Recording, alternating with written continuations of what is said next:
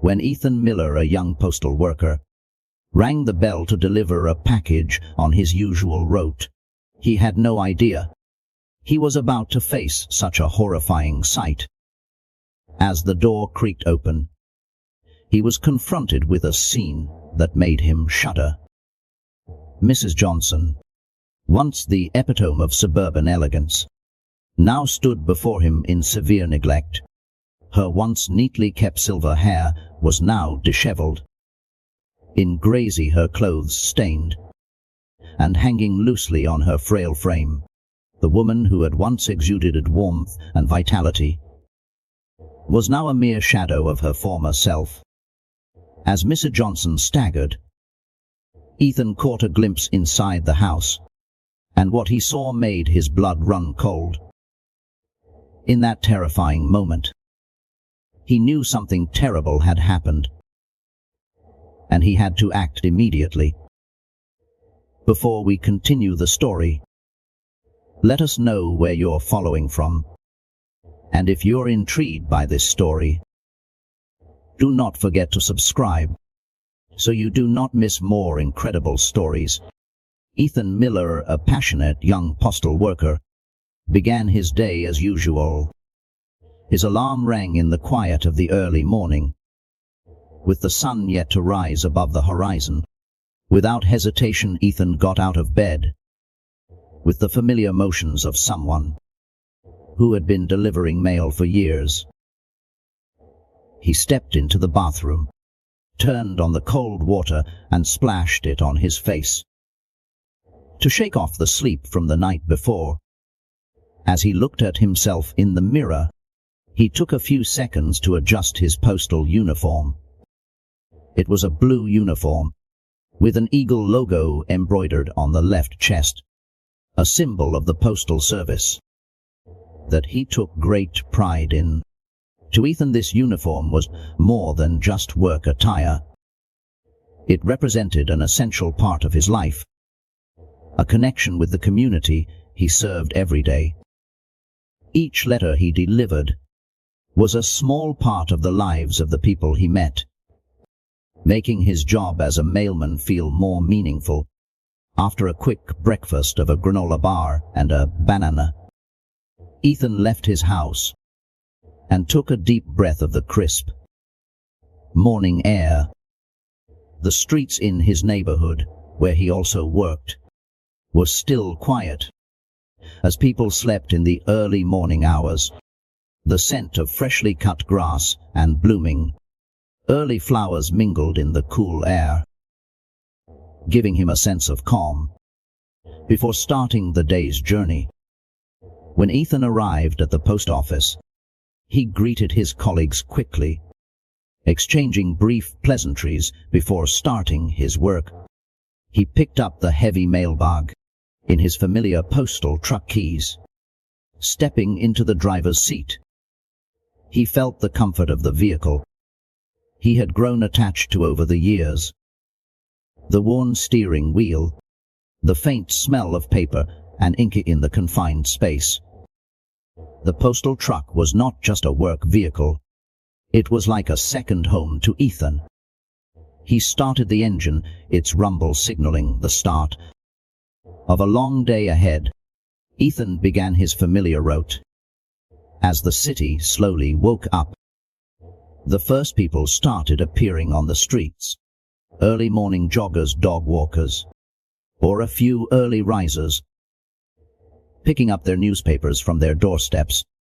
Everyone waved at Ethan as he drove by, and he waved back. These small interactions, though brief, were the invisible thread that tied Ethan to the Copper Hill community, where he had worked for many years. Each of Ethan's stops throughout the day held meaning, but none was more special than the house of Mrs. Helen Johnson, an elderly woman who lived alone on Maple Street. Miss Johnson was one of the residents Ethan always looked forward to seeing. Their brief conversations had become a part of Ethan's daily routine, creating a unique bond between the mailman and the recipient. Though Their meetings lasted only a few minutes each day. Ms. Johnson always left Ethan with a warm and familiar feeling. Ethan recalled the previous times he had delivered mail to Mrs. Johnson. She would often greet him with a gentle smile, her face lighting up when she saw him coming. Her eyes were always bright, exuding kindness and warmth. Every time he stopped by her house, she would ask about his life. Even though she was old, always showing sincere care for those around her, Ethan felt comfortable talking to her, and the story she told often carried a hint of nostalgia. About her distant youth, Mrs. Johnson had a small garden in front of her house, where she often grew beautiful roses, and she proudly showed them off to Ethan whenever they bloomed one spring. The year before, Mrs. Johnson had excitedly shown Ethan the vibrant roses she had nurtured through the winter, waiting for them to bloom. Her face had lit up as if she herself were brimming with life, like the flowers.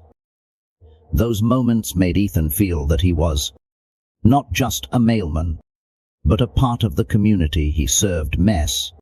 Johnson was not just a resident he dropped mail off to. She was like a dear friend, someone Ethan genuinely cared about. However, 2 weeks had passed, and something was not right. Ethan had not seen Mrs. Johnson come out to collect her mail or greet him. As usual at first, he did not think much of it, reassuring himself that maybe she was visiting family or just busy with something. But as the days went by, her absence began to weigh heavily on his mind. Each time he stopped by, the mail piled up in the mailbox, with no sign that she had taken it.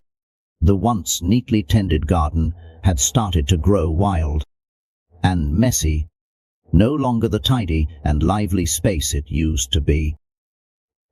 Ethan could not stop worrying. This absence was out of character for someone so active and fond of the outdoors, like Mrs. Johnson. He wondered if she was ill, or if something had happened that he did not know about. Elderly people often valued their independence and were reluctant to ask for help when in need, which only heightened Ethan's concern. Though he did not want to think the worst, his instincts told him that something was seriously wrong. Each day that passed, Ethan's concern grew. He knew that he was not just a mail carrier. He was part of the community's network of care. If something was wrong with Mrs. Johnson, he could not just stand by and do nothing. But up to this point, Ethan did not know what to do next. To address the growing unease in his heart, he reassured himself that perhaps Mrs. Johnson was simply dealing with some short-term health issue.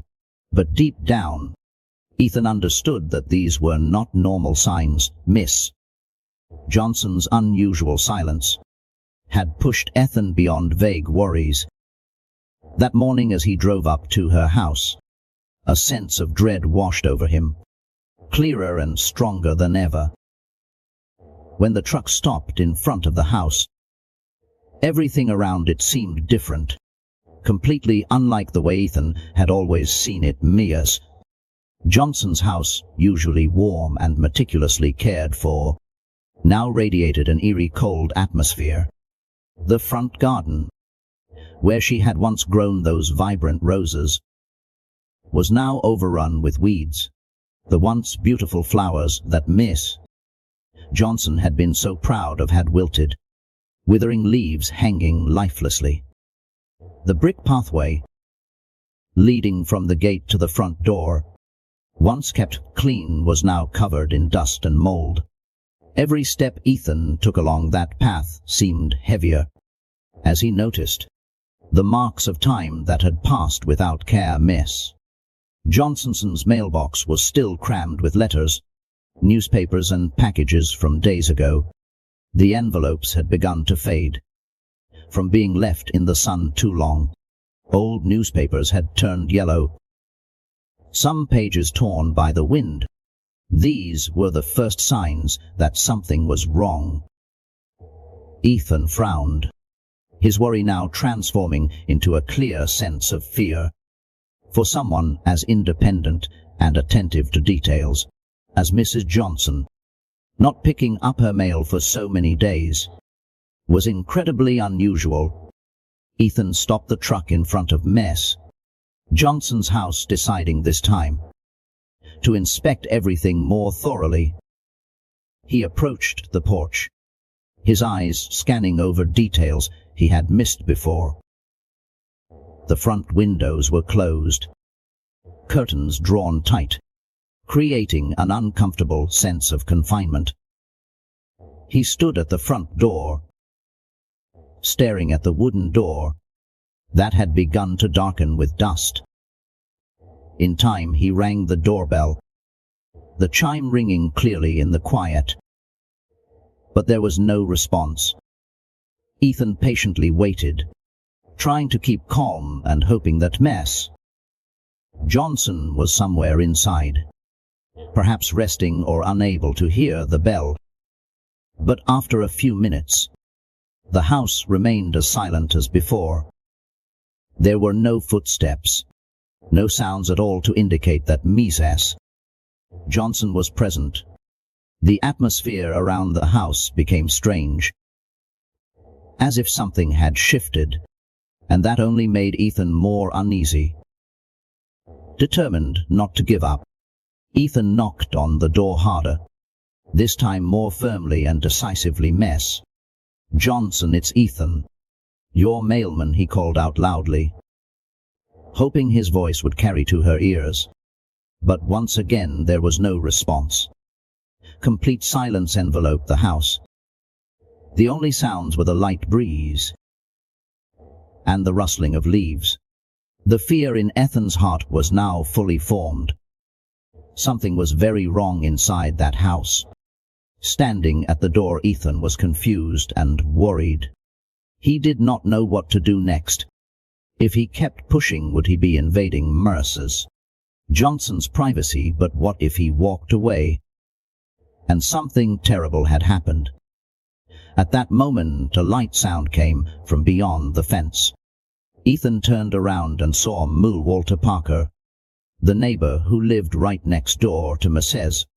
Johnson, stepping out into his yard. Mr. Parker, an elderly man, but still quite healthy, was holding a watering can, and it seemed he had just noticed Ethan's presence. Ethan immediately walked over to him, hoping that Mr. Parker might know something about Mrs. Johnson. "Good morning, Mr. Parker," Ethan greeted, trying to keep his voice calm, even though his mind was in turmoil. "Have you seen Mrs. Johnson lately?" "I have not seen her for a while." Mr. Parker paused, squinting as he looked over a map. "Mrs. Johnson's house." "Good morning, Ethan," he replied, his voice thoughtful. "Now that you mention it, I have not seen her in a few weeks either. She used to come out and tend to her garden quite often, but I have not seen her lately. I thought maybe she went to visit her children or got busy with something." He paused, his face showing clear concern. Ethan's heart sank. No one had seen Mrs. Johnson for weeks. The sense of unease had now turned into clear fear. "Do you know if anyone has come to visit her, or if any family members have stopped by?" Ethan asked, hoping for more information to help him understand the situation. Mr. Parker shook his head. "No, I have not seen anyone come by. She's been living alone since her husband passed a few years ago. I do not think she has any close family nearby." The worry on Mr. Parker's face was now evident, making Ethan even more tense. the strange signs, the neglected garden, the overflowing mailbox, and Mr. Parker's confirmation that no one had seen Ms. Johnson in weeks all pointed to something dangerous. Ethan realized he could not just stand by and wait any longer. Something had happened to Ms. Johnson, and she might need help immediately. He knew he had to take action. But how could he help without intruding too much into Mrs. Johnson's privacy? That question left Ethan more confused. But one thing he knew for sure was that he could not walk away. His worry had now turned into real fear, and every passing moment only increased the pressure in his chest. Standing there looking at the eerily quiet house, Ethan tried to calm himself. He did not want to jump to any terrible conclusions. But all the signs pointed to something being very wrong inside, even if Mrs. Johnson could care for herself. Not appearing for weeks, not collecting her mail, and letting her house fall into disrepair were things that had never happened before. Ethan glanced back at Mr. Parker, the neighbor, now standing silently, his eyes full of concern as he watched Ethan. "Do you think something's wrong?" Mr. Parker asked, his voice growing more urgent. Ethan did not want to alarm him, but he could no longer hide the worry in his heart.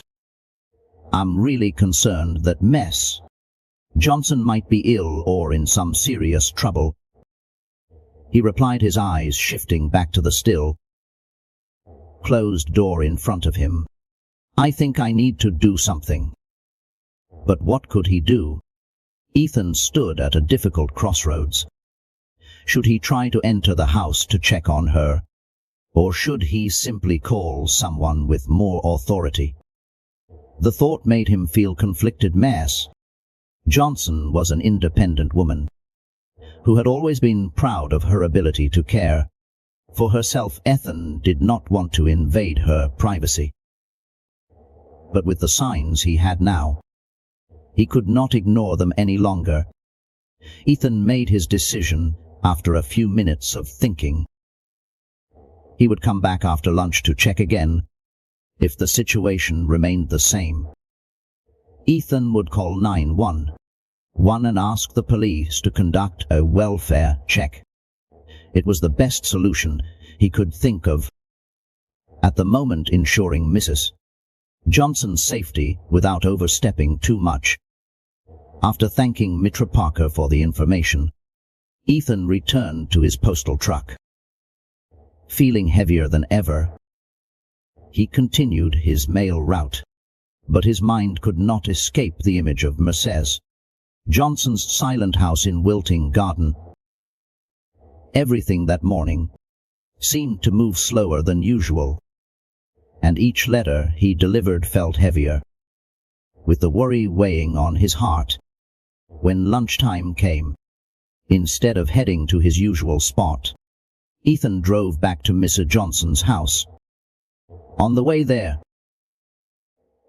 he hoped that she would come out to collect her mail, or at least that there would be some sign that everything was fine. But as soon as his truck turned onto Maple Street, Ethan's worry surged again. Miss Johnson's house was just as quiet as before, with no sign of any change. Ethan stepped out of his truck, more determined not to give up. This time he walked up to her door and knocked it. Harder than before, the knock echoed in the quiet space, but still there was no response. "Mrs. Johnson," Ethan called loudly, trying to keep his voice steady and firm. "I just want to make sure you're okay. If you can hear me, please let me know." His words faded into the silence, with only the sound of the wind rustling the trees. Around he stepped back, his mind racing. All the signs pointed to Mrs. Johnson being in serious trouble, and Ethan felt he had no choice left. Reaching into his pocket, he pulled out his phone and dialed 911. His hand shook slightly as he listened to the phone ringing. Knowing that this call might change everything, 911. What's your emergency? The operator's voice rang out in the quiet. Ethan took a deep breath before answering. My name is Ethan Miller. I'm a postal worker, and I'm worried that an elderly woman on my route might be in danger. Her name is Helen Johnson, and I have not seen her in weeks.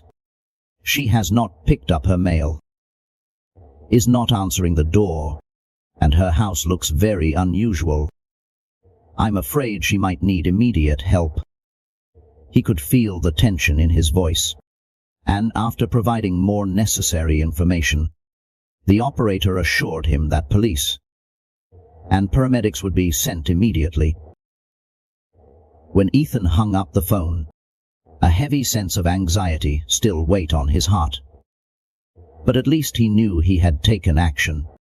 Now there was nothing left to do but wait and hope that he had made the right decision. Ethan stood outside Mrs. Johnson's house, his heart racing in his chest.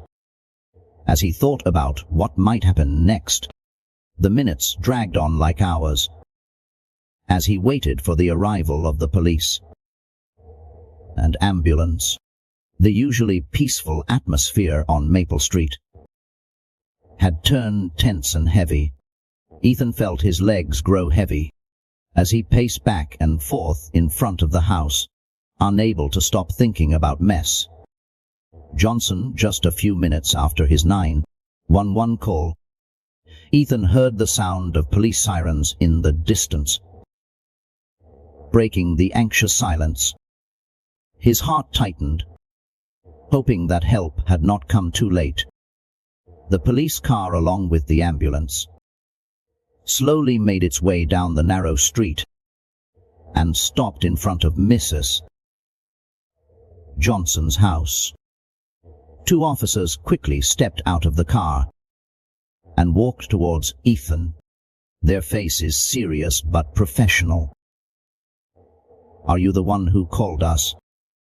One of the officers asked as he approached, his voice calm but filled with readiness to act. Yes, Ethan replied, trying to keep his voice steady. I'm Ethan Miller. I work here as the mailman. I have not seen Mrs. Johnson in weeks, and she has not been picking up her mail or answering the door. I'm really worried something's wrong. The officer nodded, his eyes quickly scanning the house in the overgrown garden in front. Thank you for letting us know, he said, and then with his colleague walked towards the front door. Ethan stood back, feeling like he was holding his breath as he watched the officers knock loudly on the door. The knock echoed through the quiet afternoon, but there was still no response from inside. Once again they called out loudly, Mess Johnson, it's the police. Please open the door if you're inside. There was still no sound from the house. The officers exchanged glances, and one of them turned back to Ethan. Do you know if anyone has a spare key to the house? He asked. Ethan shook his head, feeling a tightening in his chest. No, I do not think so. She lives alone and does not have any close family nearby. The officer frowned, then turned back to his colleague. After a few seconds of quick discussion, they decided to force the door open to check inside, as the officer signaled the rescue team to prepare. Ethan could only stand there, his heart pounding with growing anxiety. The sound of the door being forced open rang out loud and clear, marking a moment of no return. The police quickly stepped inside, leaving Ethan outside, his heart heavy. Just a few seconds after the officers entered the house, Ethan heard a loud shout from inside. We found her call the paramedics right away. The urgent and hurried tone sent a wave of dread through Ethan, making him feel like his legs were about to give out. Ethan rushed towards the door, but stopped when the paramedics ran inside with emergency equipment. As the door swung open wide, Ethan could catch a glimpse of Miss Johnson lying on the living room floor, her frail body weak, her hair disheveled and her face pale. The house, once so tidy and clean, was now cluttered with trash and scattered belongings. But what shocked Ethan the most was seeing Mrs. Johnson in that state, helpless and alone. As the paramedics worked quickly to get Miss Johnson onto a stretcher, Ethan could see more clearly how bad her condition was. Her clothes were dirty, her body severely weakened, and there were concerning red marks on her clothing. The faint smell of an unwashed body in the damp, musty air of the house made him feel nauseous, but that did not matter compared to the fact that Ms. Johnson was clearly in desperate need of help. As the stretcher was pushed out and loaded into the ambulance, Ethan felt a wave of relief that Miss Johnson was finally receiving care. But at the same time, a deep sadness rose in his heart, thinking about the suffering she had endured in the time when no one knew. He could not stop wondering, could he have done something sooner to notice her condition? One of the officers stepped out of the house and approached Ethan. Miss Johnson has been taken to the ambulance, and they'll take her to the nearest hospital. We found some medical supplies inside, so it's possible she's been trying to treat herself for some illness. You did the right thing by calling us. You may have saved her life. The officer said, his tone gentler now, but still serious. Ethan nodded, trying to keep his emotions in check. While he knew he had done the right thing, the haunting thought of what Miss Johnson had gone through inside that house lingered in his mind. I just hope she'll be okay, he whispered. The officer placed a hand on his shoulder in a gesture of comfort, then turned back to continue his work. Ethan stood there, watching the ambulance with its slowly blinking lights as it carried Miss Johnson away from her home. His heart was filled with a whirlwind of emotions. Although he knew he had done the right thing by calling for help, he could not stop himself from feeling uneasy, guilty and worried. Thoughts of whether he could have done something sooner to help her swirl around in his mind. If he had acted earlier, perhaps she would not have had to suffer alone. For so many weeks the guilt clung to him, making it hard to shake off those thoughts. As the paramedics and police finally left the scene, returning the street to its usual quiet, Ethan sat down in his postal truck, sitting in the familiar space. But today it suddenly felt different. His mind could not stop replaying the image of Miss Johnson's house, the silent doors, the overgrown garden, and most of all Mrs. Johnson, once so strong and independent, now lying on the floor weak and helpless. Those images played over and over in Ethan's mind. He thought back to the past 2 weeks of stopping by Mrs. Johnson's house, the clear signs he had missed, the overflowing mailbox, the piled-up newspapers and letters, the increasingly wilted garden. He should have noticed something sooner, but out of fear of invading her privacy, out of thinking she was simply busy or away, he had reassured himself that everything was fine. And now, with everything out in the open, Ethan was left with nothing but a sense of helplessness and regret. Sitting in his truck, Ethan felt a heavy weight pressing on his chest. He closed his eyes, but it did not help. The thoughts of how he could have discovered Mrs. Johnson's condition sooner tormented him. Maybe, if he had not just seen himself as an ordinary mailman, if he had looked deeper into the small details, maybe Mrs. Johnson would not have had to go through those long, lonely days in that dark house. But now that no longer mattered. Ethan could not change the past. But he could do something in the present. In the future he knew. He could not just sit there, waiting without doing anything more. The unease was still there, and the only thing that could bring him peace of mind was knowing how Mrs. Johnson was doing. With that in mind, Ethan decided he would call the hospital where Miss Johnson had been taken to ask about her condition.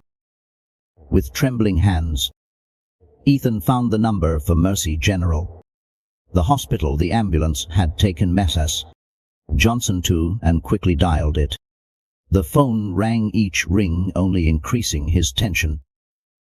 Finally, when the voice of a hospital operator came through the other end, Ethan's heart sank. Good afternoon. This is Ethan Miller. I just called 911 for a resident on my route, Mrs. Helen Johnson. I'd like to ask about her condition. The operator asked Ethan to hold while she checked the information.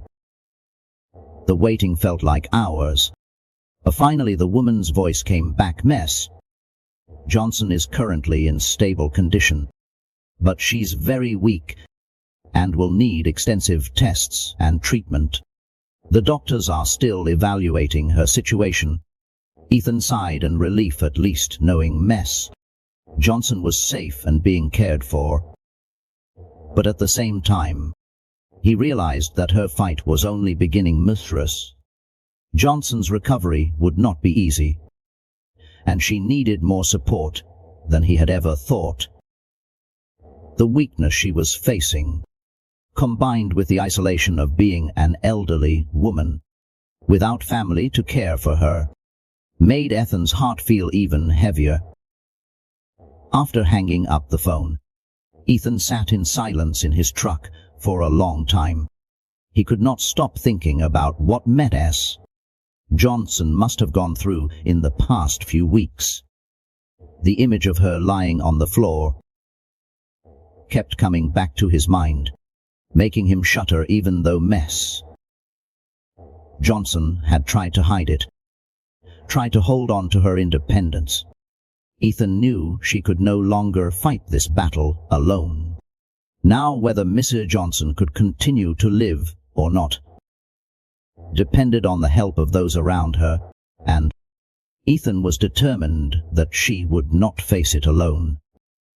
Any more questions kept swirling in his mind. Had he done enough? Was there something he could have done better? He asked himself again and again. But there was no clear answer. He understood that he could not redo the past, but he could still do something in the present. Standing on the brink of big decisions, Ethan felt that he was not just an ordinary postal worker. He was part of the community. And with that responsibility, he had to do more. As the afternoon turned to evening, Ethan made up his mind that he would visit the hospital in person to check on Miss Johnson's condition. Even though he was not a family member, Miss Johnson had always treated him like a friend, and now he could not leave her in her most critical time. With renewed determination, Ethan started his truck and headed towards Mercy General Hospital. His heart filled with worry, but also with the belief that he would not let Miss Johnson face this alone. The road to the hospital felt longer than he had expected, or maybe It was just because his mind was too busy with thoughts of what could happen. When he arrived, the quiet atmosphere of the hospital only made things more tense. Ethan walked into the reception area, hesitantly explaining his situation and asking for information about Miss Johnson's condition. After speaking with the hospital staff and waiting for a while, Ethan was allowed to visit Mrs. Johnson. As he stepped through the doors to her hospital room, he could not help but feel a sharp pain in his heart. The sight before him was completely different from the strong, independent Miss Johnson he had always known. She lay in the hospital bed, her body looking weaker than ever. Tubes and machines surrounded her, making her seem submerged in a sea of medical equipment. Her face was pale, her eyes closed, and her breathing was just a faint rhythm.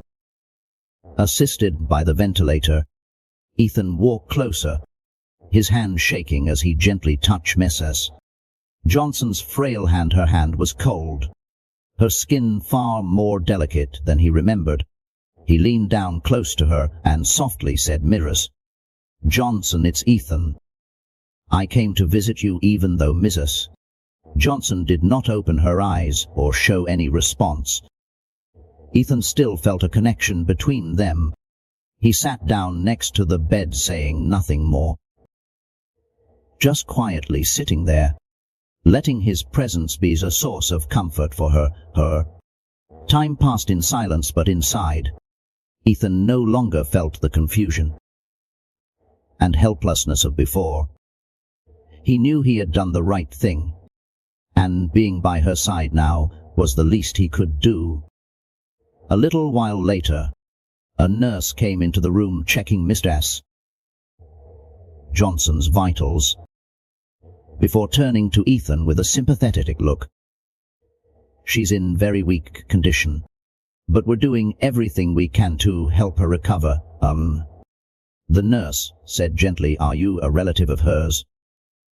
Ethan shook his head. "No, I'm just the mailman, but she's always been someone I care about," he replied, his voice heavy with the weight of the situation.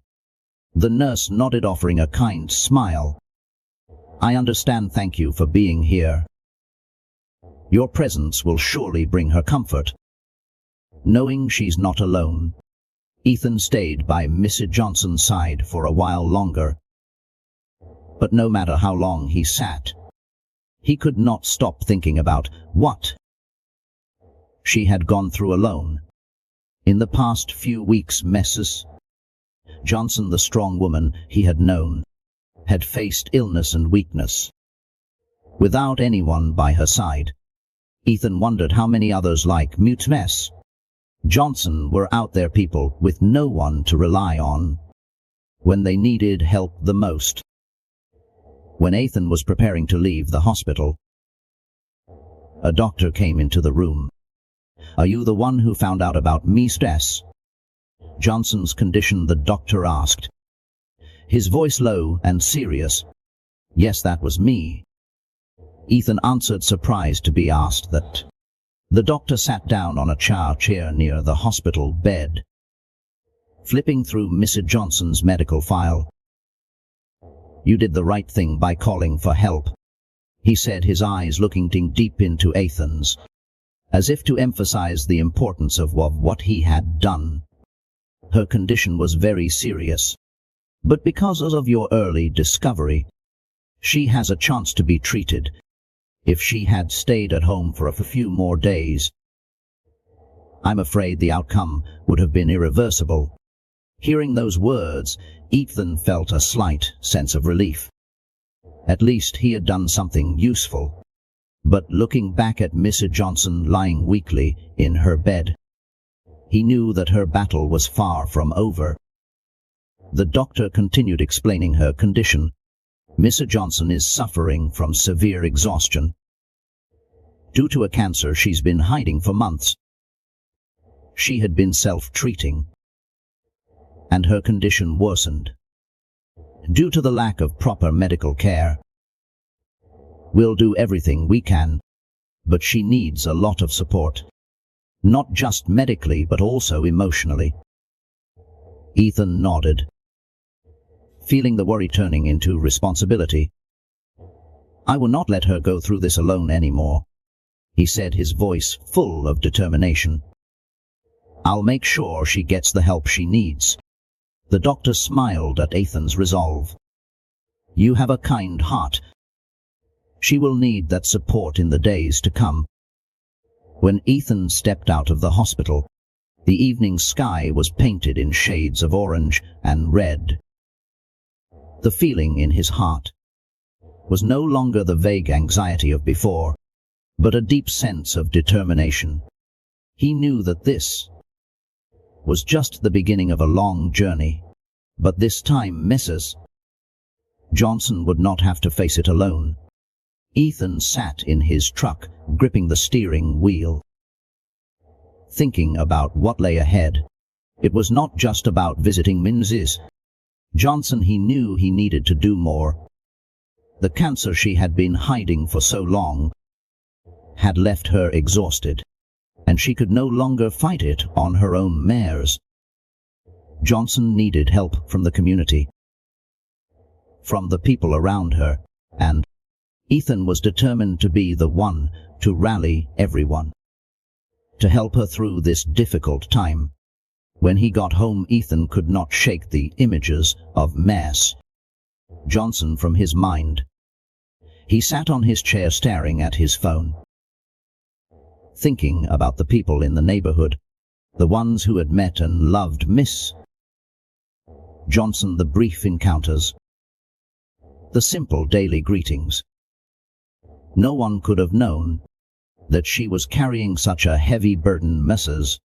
Johnson had hidden her illness, not wanting to trouble anyone, but now was the time she needed help more than ever. The next morning, Ethan returned to the hospital to check on Mrs. Johnson's condition. When he entered her room, he noticed a slight change. Mrs. Johnson had woken up, though still very weak, her eyes half open. But now there was a faint glimmer of hope. When she saw Ethan, she smiled weakly. You came, she whispered, her voice faint but full of the familiar warmth. Ethan stepped closer, taking her frail hand in his. I came to visit you, Miss Johnson. Everyone here is taking good care of you, and you're going to get better, he said, trying to keep his voice light and reassuring. Mrs. Johnson nodded slightly, but her eyes held a hint of sadness. You do not have to worry so much. I know what my condition is, she said, her eyes looking up at the ceiling. I've known about the cancer for a few months.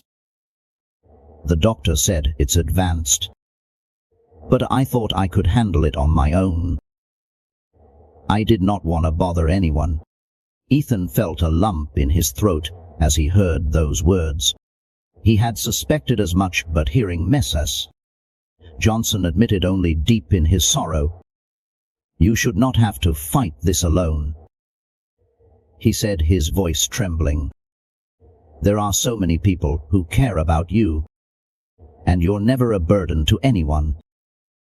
Mrs. Johnson looked at Ethan, her eyes filled with emotion, but also with deep sadness. I've been living alone for so long. I've grown used to not relying on anyone, she said, her voice growing quieter. After Harold passed away, I thought I could take care of everything myself, but time has proven otherwise. Ethan squeezed her hand more tightly, his heart full of determination. You do not have to be alone anymore, he assured her. I'm here, and I'll rally the others. Everyone in the neighborhood. Your friends will all come together to help you. You will not face this fight alone. Miss Johnson remained silent for a long time, then gently nodded, her eyes welling up with unshed tears. "Thank you, Ethan. I did not think anyone cared about me like that." Ethan felt a weight lift from his heart. He had made a promise to her that she would not have to endure the loneliness and illness alone anymore, and now it was time to make that promise a reality. As he left the hospital, Ethan immediately began reaching out to people in the neighborhood. He started with those he often saw while delivering mail, those who had smiled and spoken with Mrs. Johnson, the neighbors who always looked out for each other, people like Miva Parker, the neighbor next to Mrs. Johnson, were deeply concerned. When they heard about her situation, he immediately offered to help, even if it was just small tasks, like tending her garden or bringing over food. Ethan also reached out to people in the local church community, those who had attended gatherings with Miss S. Johnson. News quickly spread, and everyone was eager to lend a hand. Ethan knew that this was not just about emotional support, it was also about financial help. Cancer treatment was not easy and required a lot of money, so he decided to organize a fundraiser in the neighborhood, hoping to raise enough funds to help Mrs. Johnson through this difficult time. With determination and the support of the community, Ethan believed Mrs. Johnson would not have to worry about finances or loneliness anymore. In just a few short days, news of the fundraiser spread throughout the neighborhood and on social media. People who had known and loved Mrs. Johnson began donating, not only with money, but with words of encouragement and genuine concern.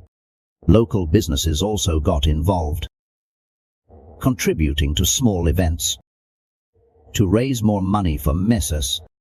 Johnson. Ethan felt the power of community spirit, the very thing he had always believed in, but now it was more evident than ever. When Ethan returned to the hospital to update Miss Johnson on the progress, he brought with him a new sense of joy.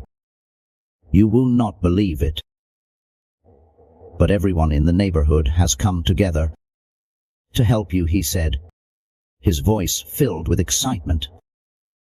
"Everyone's waiting for you to get better, so you can come home." Mrs. Johnson was surprised, her eyes shimmering with emotion. "Really, I did not think so many people cared about me." Ethan nodded. "You were never alone, Mrs. Johnson, and we're going to get through this together." In that moment, both of them felt the strength of community and kindness, and Ethan knew that Mrs. Johnson would no longer have to fight this battle alone. But it was not just about organizing fundraisers or rallying the community.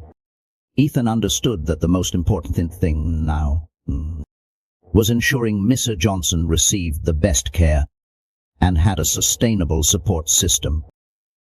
After she was discharged from the hospital the next day, Ethan returned to the hospital to visit Mrs. Johnson. When he entered the room, he saw that she seemed more alert, though still very weak. Her eyes had regained some of the vibrancy Ethan had always known. A doctor entered, smiling at Ethan before sitting down beside Mrs. Johnson's bed to discuss her upcoming treatment plan. They would continue chemotherapy and provide home care services after her discharge.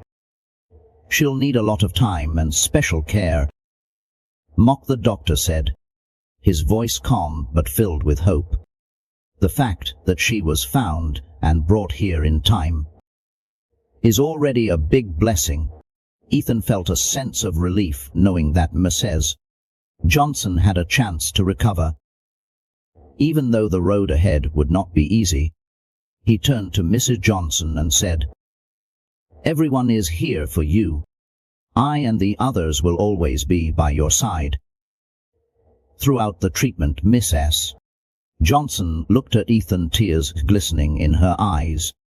You truly are a blessing, Ethan. If it were not for you and everyone else, I do not know what I would have done.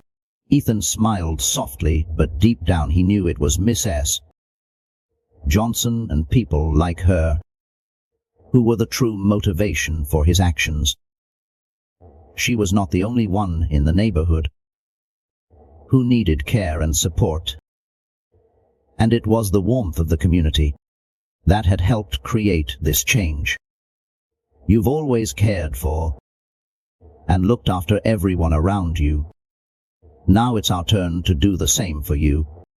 As time passed, the fundraiser for Mrs. Johnson achieved results beyond anyone's expectations. Neighbors continued to bring food, help clean her house, and even tend to her garden. The garden she had once loved and spent so much time caring for. For Mrs. Johnson, this was not just material help, but a reminder that she was still loved, still part of a close-knit and supportive community. After several weeks of treatment, Mrs. Johnson's condition slowly improved. Every time Ethan stopped by the hospital or her house, he always saw her smile grow brighter. Her garden, too, began to recover like a symbol of new life, partly thanks to the dedicated care of the community. One late afternoon, while Ethan sat with Mrs. Johnson in her garden, the two of them watching the blooming roses, she sighed softly and said, "Life is truly remarkable, is not it, Ethan? From small things like daily mail, we can find such great connections." Then nodded at his heart full of pride. Yes, Mrs. Johnson, life is full of surprises, but the best part is that we do not have to face them alone. In that peaceful moment, Mrs. Johnson felt the power of human connection, and Ethan realized that compassion and care could truly change someone's life. He was no longer just a mailman. He was a part of the community, an essential part of those moments where kindness and help became the driving force for people to overcome difficulties together. Ethan sat there with Mrs. Johnson in the garden that had been revived, feeling the warmth of the neighborhood spirit, and knowing that no matter how long and challenging the road ahead might be, Mrs. Johnson would never have to walk it alone again. Ethan and Mrs. Johnson's story is not just about the kindness or help of a mailman for an elderly woman in the neighborhood. It's also a testament to the strength of human compassion, the connections between individuals in a community, and the value of empathy when we take the time to care for those around us. Small, seemingly invisible actions can lead to tremendous change, and even save lives. Life can be full of challenges, but it is our kindness and support for one another that make those challenges easier to overcome. Always listen, care, and never hesitate to act when you can. That's how each of us contributes to creating a close-knit community where no one has to face hardships alone. If you feel this story has inspired you and reminded you of the power of kindness, subscribe to our channel so you do not miss more meaningful stories. Together we can spread positive messages and build a better world for everyone.